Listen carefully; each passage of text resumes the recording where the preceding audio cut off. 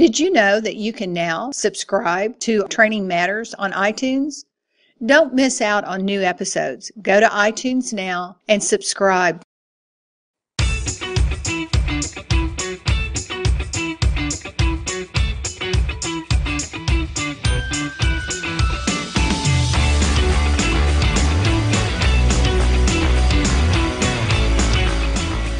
Training Matters is brought to you by the Training Institute, dedicated to setting the standard for individuals responsible for training effectiveness in banks and credit unions across the country.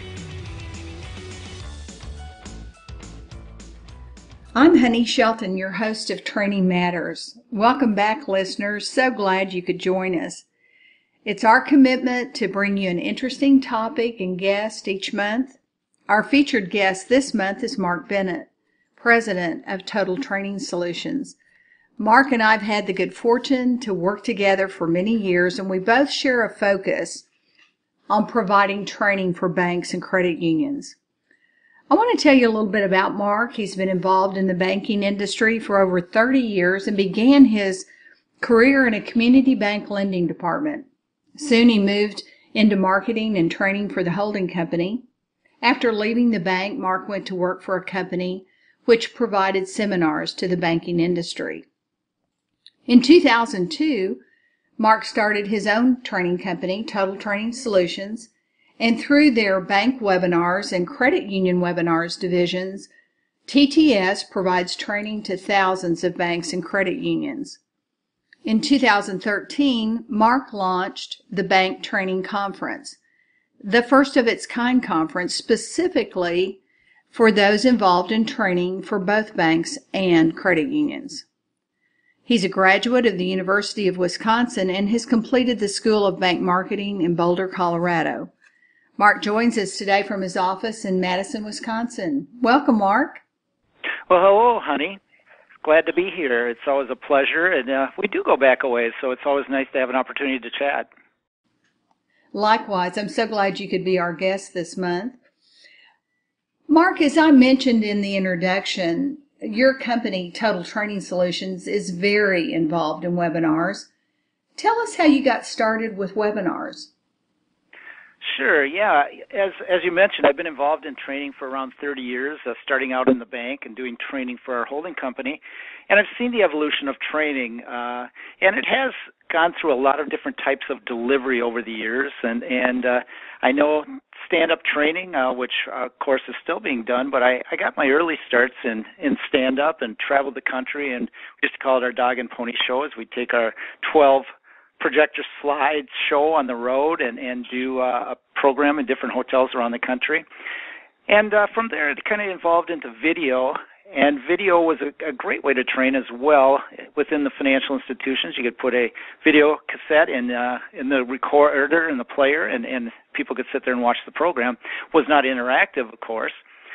From there, we went into CD-ROMs, and CD-ROMs eventually led to online self-paced training, which really got some more interactivity into training.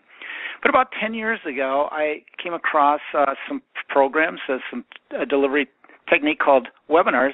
And actually, at that time, it wasn't even called webinars. It was about the time the term was being coined, and people were just calling them online seminars. And then someone started using the term webinars about the same time as we did.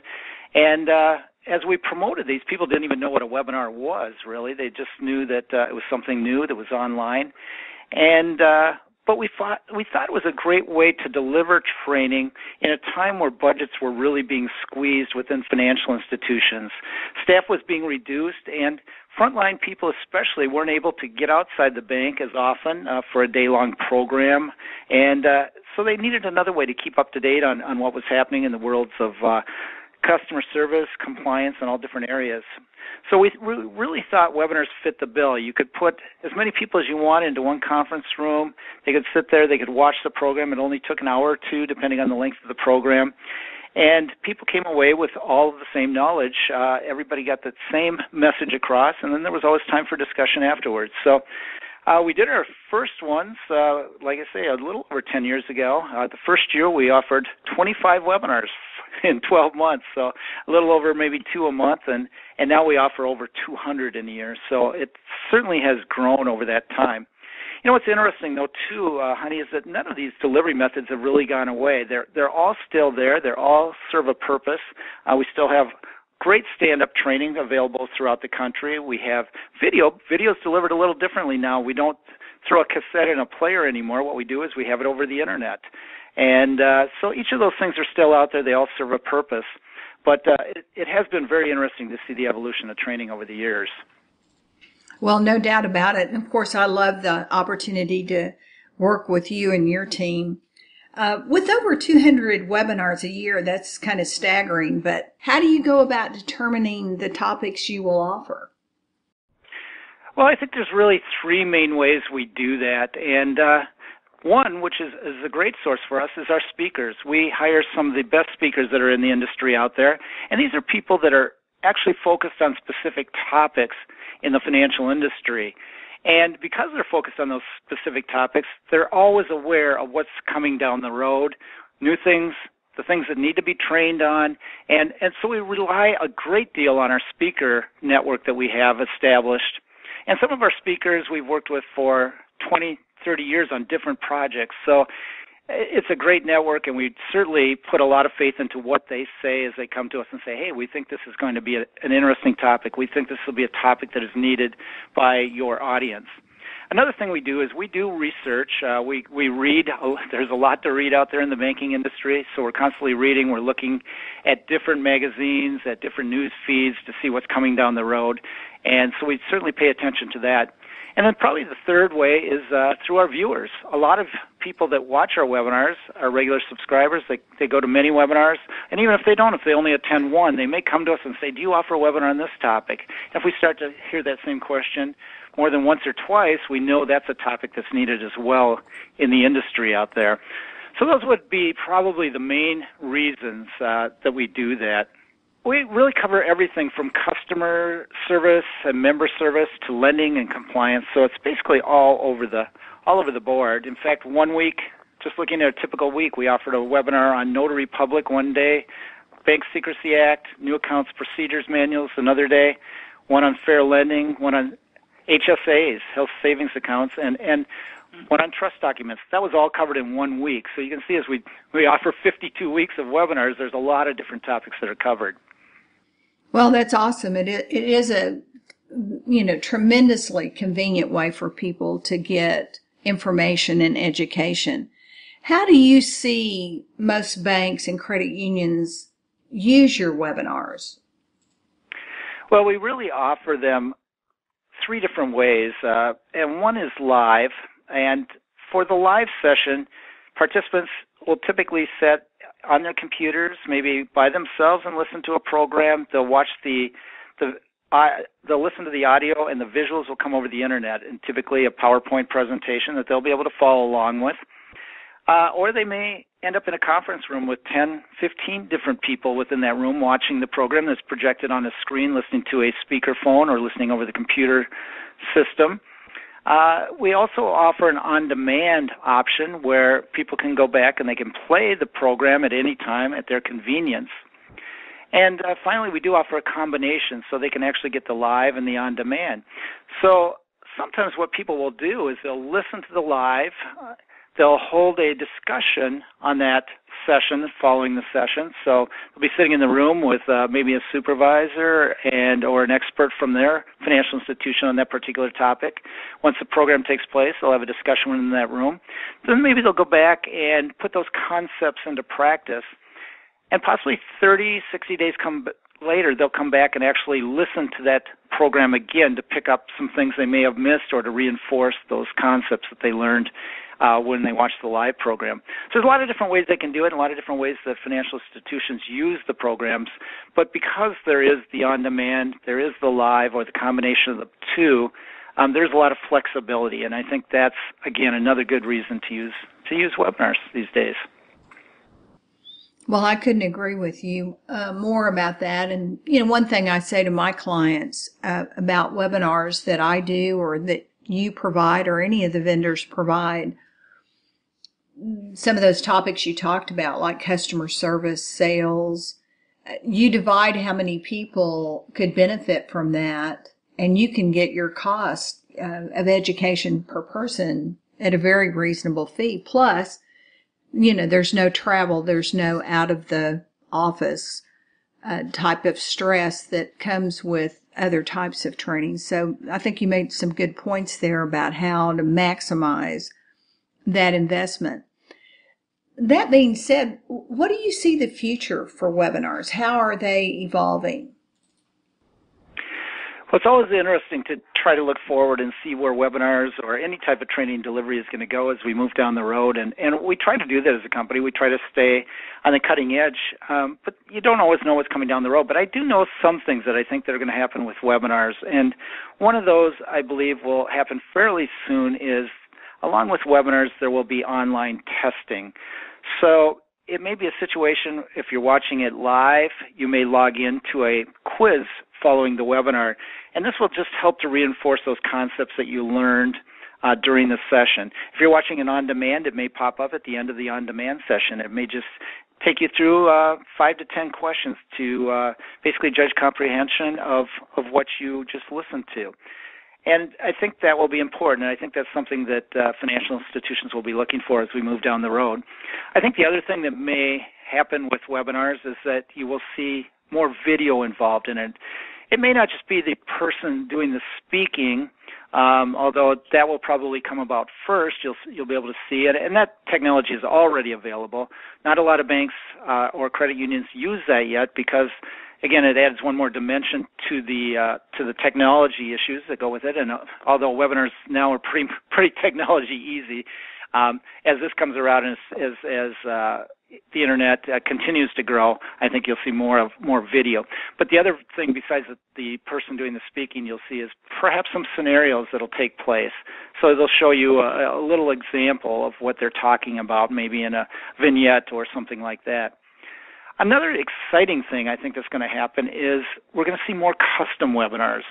And we're already doing some of those as a company, but I think we'll see more of that. And what I mean by custom webinars is that with 200 webinars a year, we have a tremendous amount of content available on all areas of banking. But perhaps your financial institution does things just a slightly different way than what's presented in that webinar. But you don't need a 2-hour webinar just of what your financial institution's doing. You maybe just need a 10-minute segment of that entire webinar to be personalized to your financial institution. So what we can do is we can work with the speakers, the presenters of those webinars, to come up with a way to personalize that webinar just for your financial institution. So I see that as a really exciting thing coming down the road, and we've already used it with a couple larger banks that are out there, but it'll easily be cost effective for smaller banks as well as we move forward. So I think those are some neat things that are coming down the road with webinars, and who knows what else the future is going to bring. Well, that's so true. As you said, the evolution of technology and the way we do things. And I love the testing idea, and I could even see complementing especially a custom webinar, perhaps making pre-testing available, and then the webinars presented and the attendees then do post-testing. I think there's a lot of companies that would really be able to look at that and say, oh, this is great. First of all, the listener, the attendee, thought through before they attended the program what they need to know on the topic, then attend the webinar, and then do the post-testing. So as you said, there's more than one thing that's definitely going to come our way with the improvement of ways to make it more interesting and more meaningful, more training stick to it. We'll be back to hear more about what Mark Bennett has to say. Are you on the lookout for booster shots and great tips on how to excel on the job and in key relationships? Look no further. Every month we publish a free newsletter, and several times a month we post a new blog.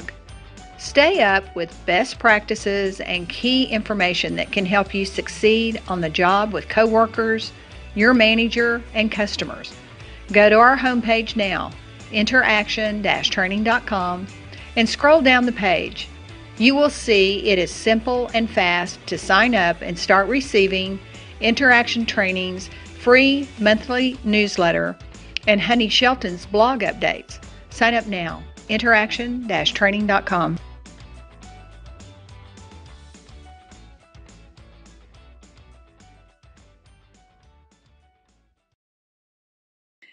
Now, I've had the opportunity to present at your Bank Trainers Conference. I'm always delighted when you ask me. How did you come up with this idea to originate this conference? Well, the Trainers Conference was always in my mind for many years, as I really saw a need for a conference specific to banks and credit unions. Now, over the years, as anybody that's involved in bank training has probably done, is they've attended a lot of conferences, and we're always there. We always have to keep up our skills, and we always have to learn what's new that's out there.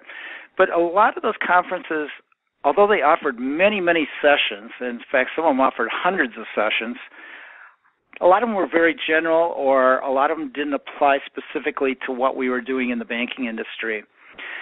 The other thing I found difficult when I attended those conferences, because maybe there was thousands of people there, it was very hard to find my peers, the people that were working in the banks and the credit unions that were out there that are actually attending those conferences. It was hard to network. And nothing really showed what was the best practices for banks and credit unions. There was nothing specific to the industry.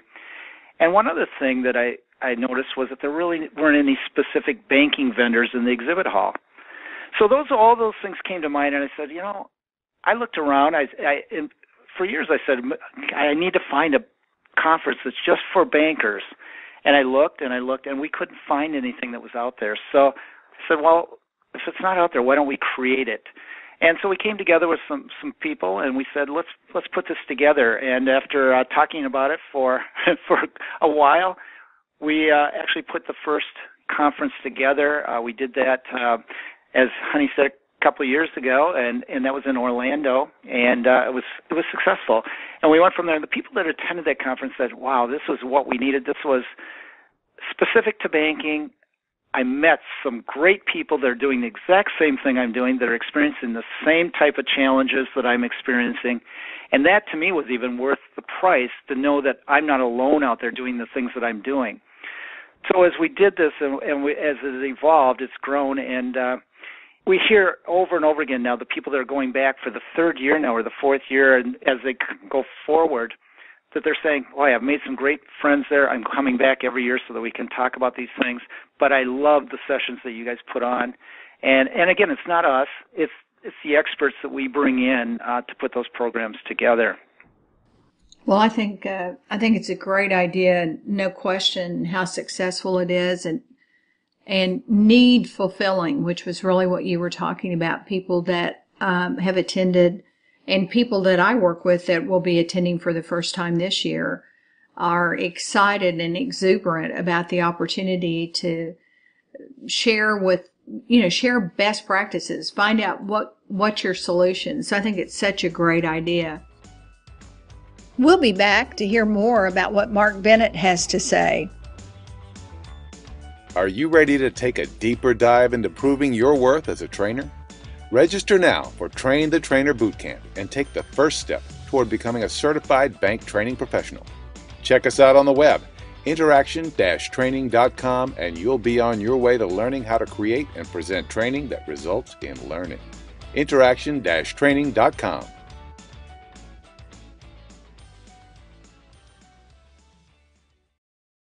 Mark, what size, if that even is an appropriate question, but what size bank or credit union is the conference designed for? That is an interesting question, and it's something that we, as we first developed this, asked ourselves, what size of a financial institution will benefit from this conference? And what's interesting is that it's been all sizes. I had the opportunity to look at our registrations that are coming in for the conference for this year, and the smallest financial institution that's represented is $22 million in asset size. The largest is $9.1 billion in asset size. And we have a number of financial institutions that are under 100 million. We have a number of them that are over 5 billion in asset size. So it's basically all sizes of financial institutions. And what we find is that some of the titles that are represented are training managers, training officers, training coordinator. I guess basically if you have training in your title, it would apply. Mm-hmm. But also human resources people, employee development, and even compliance people are on the attendee list for the upcoming program. So as we put the topics together, we try to get them to have enough selection there that anybody can benefit from it. But again, the other big part that people are going to benefit from a lot is the networking that takes place throughout the conference. Well, and you mentioned putting topics together. Showcase a couple of topics that will be covered at the upcoming conference. Sure, I'd be glad to. First of all, we do have some general sessions, and then we do breakouts. And again, once we have those breakout sessions, it does give people an opportunity to check what topic is most of interest to them. But we open the program with a keynote presentation. We're very excited this year to have Carrie Lorenz. And Carrie was the first female F-14 fighter pilot in the U.S. Navy. She's also the author of a book that's been very popular called Fearless Leadership, High Performance Lessons from the Flight Deck. As you can imagine, Carrie has some great stories, and she's going to share with us how great leaders really inspire, how they use good judgment, how they take initiative, and how they make decisions with integrity, which is very important. So that should be a great session. The other thing we know is that e-learning is constantly evolving, and it's difficult to keep up with all the things that are changing there. So one of our sessions is going to deal with how to determine whether Adobe Captivate or Articulate Storyline is the best tool for your financial institution. I know a lot of you are probably using one of those tools, or maybe both of them, or you're in the process of deciding which one do we want to move forward with. And along those lines with e-learning, we're doing an 8-hour pre-conference this year that's going to go into a great depth on e-learning basics and also the tools, lots of the tools that can be used for your e-learning, and there's going to be even hands-on portions of that where you're going to develop a little project. So that should be pretty exciting. I'm also pretty excited this year that we're going to have a person by the name of Art Cohn, and he's going to discuss retention by demonstrating how the mind operates. And it's a very interesting session. I've had an opportunity to watch it, and I think people will come away with that just amazed at the things that will help your students retain the information that you're presenting to them. Some other topics, we're talking about achieving an ROI on training, always very important, especially to senior management that's paying the bill for this. Getting leadership buy-in for soft skill training. Also, keeping your participants focused. Another session on ways to keep your classroom training engaging. We're also going to have a fun session on using improv in leadership training. And, of course, there's a lot of sales training going on out there. We're going to have a session on how to build a sales culture. And then we're happy to have one of the biggest compliance experts in the country, Carl Pry, discussing compliance training and really what are going to be the hot buttons in the next year. I think that's important to everybody so that you can look forward and say, hey, what are we going to need to train on in the area of compliance? But we're also very excited that we get to have Honey back for the third year. And this year, I guess you're going to tell us how to create training advocates and not adversaries. So, adversaries, I should say it right. But so that I think will be very exciting as well.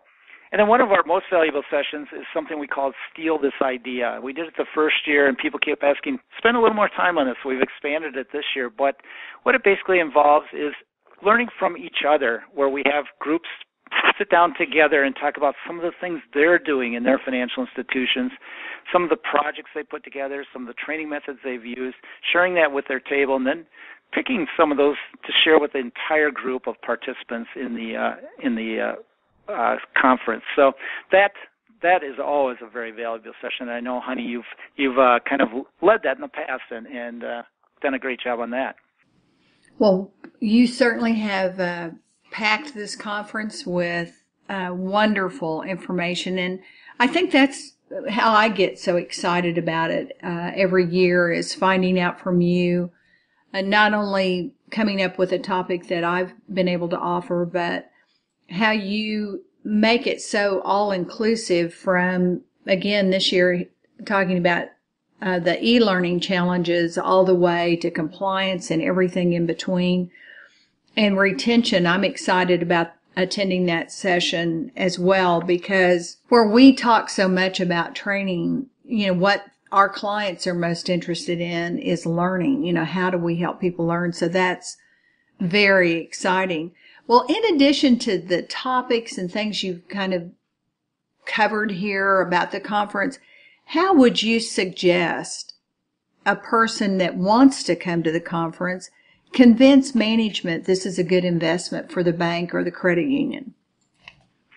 Well, I would say, if your organization has determined that it's important to have someone in the training role, they really then should realize how important it is to train that person.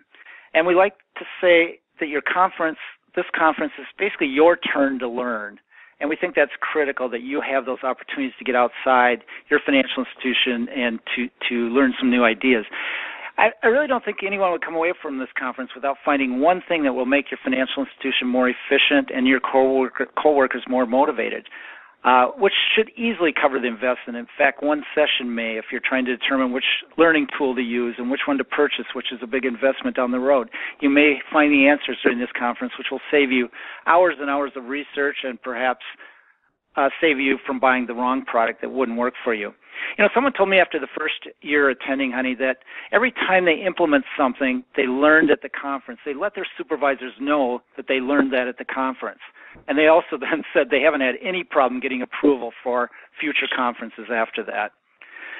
So the other thing I would say, if budget is an issue for you or time away is an issue, we do offer this conference live via streaming, or it can all be purchased on demand as well. Well, that's innovative and certainly a solution. But I would stress the point that I think that you've made best, and that is the opportunity for networking and learning from other people. Well, as we begin to wrap up here, Mark, I'd like for you to share with our audience how they can contact you or check out your webinars or sign up for the Bank Trainers Conference. What would you suggest they do? Certainly, and there are several websites. First of all, for the Bank Trainers Conference, we have a specific website for that called banktrainers.com. Pretty simple, banktrainers.com. And as far as our webinars, it's very simple as well. We have one called bankwebinars.com. And if you're a credit union, we have one called cuwebinars.com.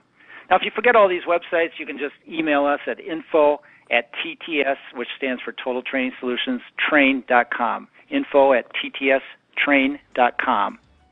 Excellent. Well, Mark, thank you so much for your time, and I know that our audience has certainly benefited with the insight you shared about ideas to make the most out of different training investments, especially the information you gave us about how to make the most out of a webinar.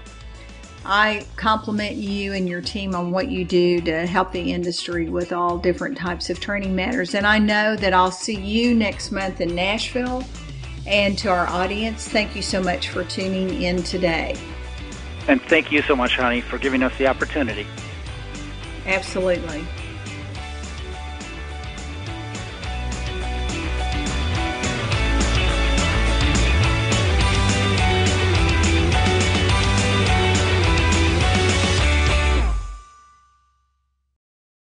You've been listening to Training Matters with Honey Shelton.